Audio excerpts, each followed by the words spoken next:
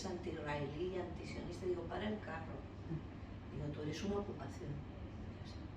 ¿Nosotros? Digo, no. Digo, venid a mi casa. Cosas esta semana, ¿no? Sí.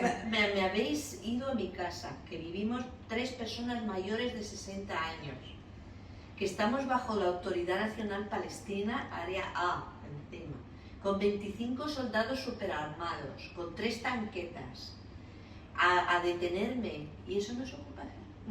Me dice, bueno, nos pasamos. Digo, ¿os pasasteis?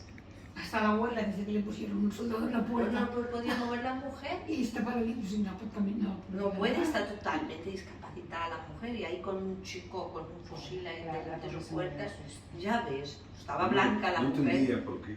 Y además, con su ADN palestino, estaba muerta de miedo. Porque ¿Cómo sabía Dicen que es Ah, palestina, ella es egipcia, la bueno, mujer. ya, pero Sí, sí, tiene hijos porque palestinos, ¿no? a las 6 de la mañana hay uno delante de ti. Pero ¿qué quieren estos? Nada, ¿eh? Y digo, ¿y no sois ocupación? Dice, no, es que queríamos tus...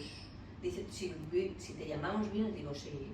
Yo no tengo nada que temer, no tengo miedo de nada porque no he hecho nada malo. Si tuviera mala conciencia, hubiera hecho algo malo a lo mejor, pero yo no. Pero ellos son los dueños. Y Exactamente. entran y salen de las casas y cogen a la gente y le Y imputan. empezaron ahí a registrar, digo, un momento, parar el carro. Yo les conozco como cuando el registrante destrozan todo. Y ponen cosas.